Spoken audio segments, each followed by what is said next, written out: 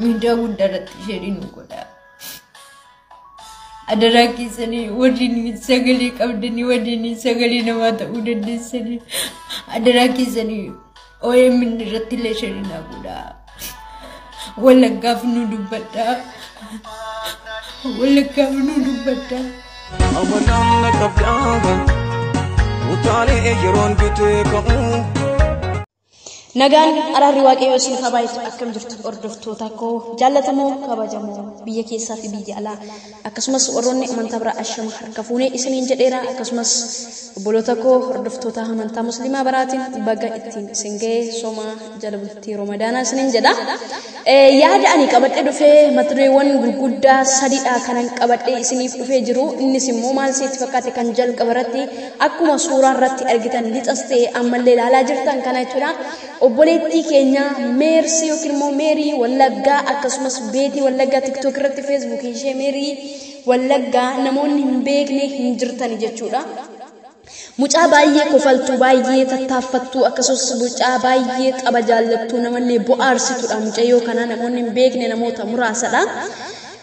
Mucayyoo kana maatiin ishee dhaloonni ishee Wallagga keessatti maal akka ta'aa jiru turtii waggoota darbee fi waggoota amma keessa jirru immoo wantoota baay'ee fofakkataa ulfaataa keessadha jechuudha. Kan biyyi keenyaa fi maatiin keenya keessa jiranii waan baay'ee fokkataa keessa jiru. Haa ta'u malee Meeriin yookiis immoo Meersiin damoosa yookiis immoo waggaa Rimimmaan isaanii dhangalaafachaa gargaarsaaf si waamanii ibsaa gammachuu bobeeffatanii galuu bujuu badee gooranii. Rimimmaan isaanii dhangalaafachaa gargaarsaaf si waamanii ibsaa gammachuu bobeeffatanii galuu bojuu badee gooranii. Galbuutuu mana ormaatti dafqa ishee xuruursaa beela'ee eebodhee osoo hin jedhin dhukkubaas yeroo beelaas yeroo quufaas yeroo argannaas waan hundumaa isatti taatee humna ishee fi dafqa ishee dhiiga ishee ijoollummaa hundumaa itti fixxee kan ishee waggaa 9 guutuu hojjettee borimmoo ittiin jiraadha ijoollee koo wajjin maatii koo wajjin kan isheen ittiin jette jalaatii barbadaa'ee gubatee akkas ta'ee jira jechuudha.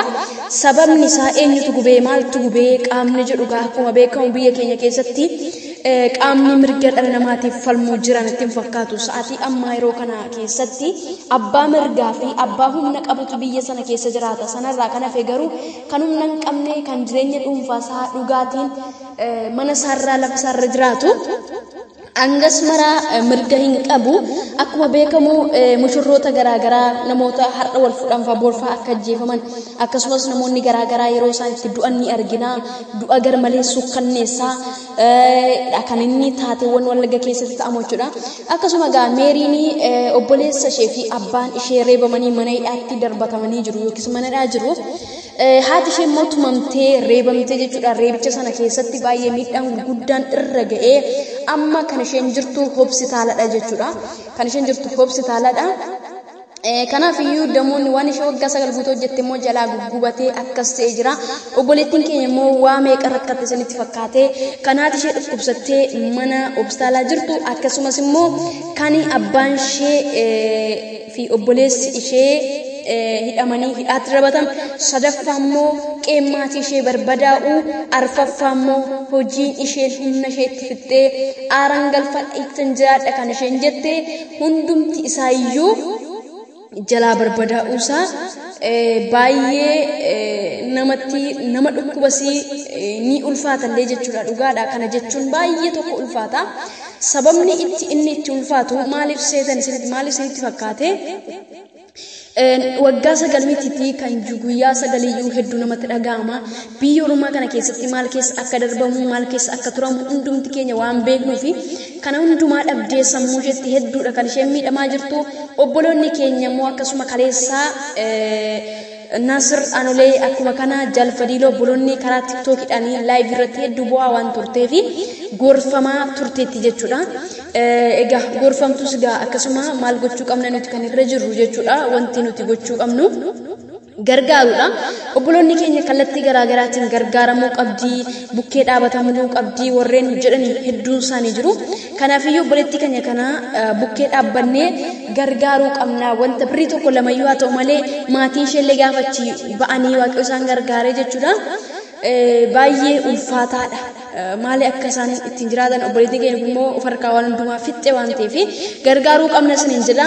Akkasumas odeeffannoo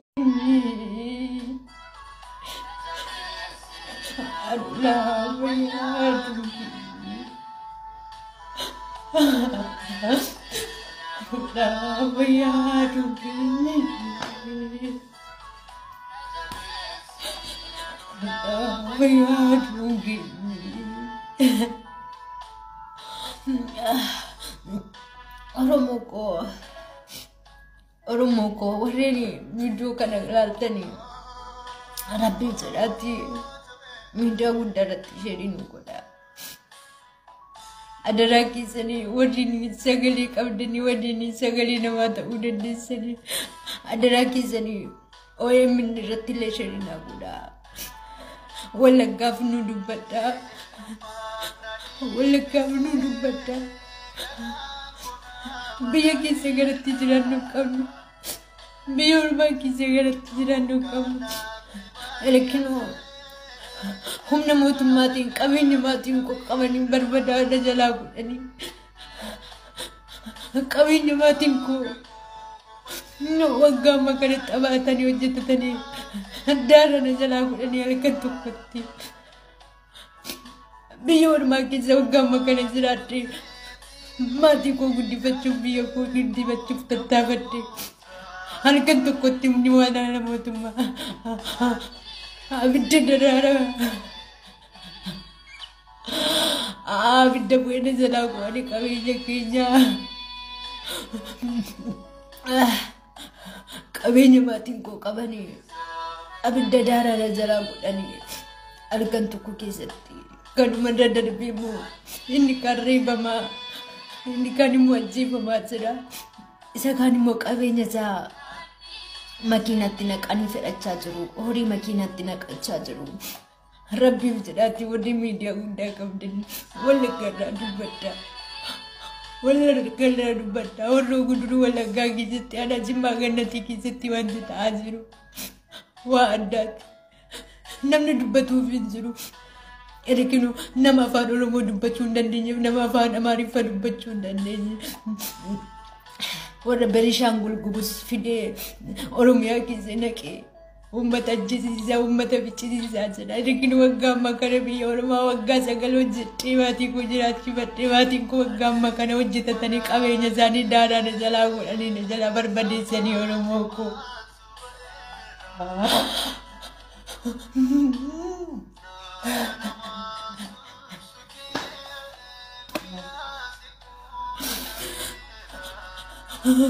Oromoo koo maaloo dubbadhaa.